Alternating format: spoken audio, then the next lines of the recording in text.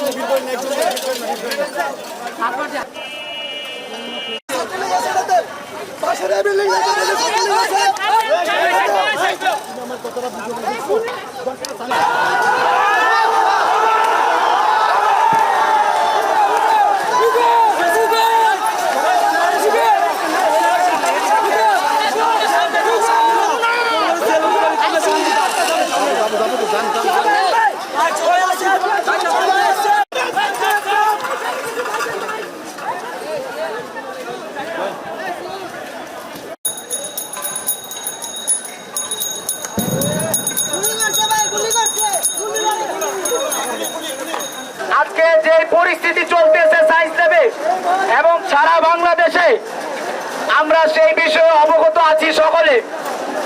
ছাত্রলীগ, যুবলীগ এবং আওয়ামী লীগের অঙ্গ সহযোগী গুন্ডা বাহিনী সংগঠন আমাদের উপর অতর্কিত হামলা চালিয়ে যাচ্ছে। আমাদের অসংখ্য ভাইয়েরা গুলি লেগেছে, তাদের গায়ে রক্তাক্ত হয়েছে। আজকে আমরা বলতেই পারি আমরা একটি স্বাধীনতার যুদ্ধে আবারও পুনর্জীবিত হয়েছে। আমাদের এই আন্দোলন দাবিয়ে রাখা যাবে না। আমি বলতে চাই জেলা, থানা, ওয়ার্ড, পাড়া, মহল্লা, ঘরে যারা আছেন, আপনারা ঘরে বসে না থেকে রাজপথে নেমে আসুন। আপনার সন্তানেরা রাজপথ দখলে নিয়েছে,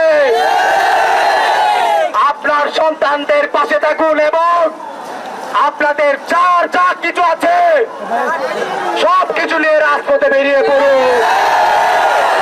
আমরা এই ফেসিবাদী সরকারকে আর দেখতে চাই না ক্ষমতা। আমাদের দাবি ছিল 9 দফা।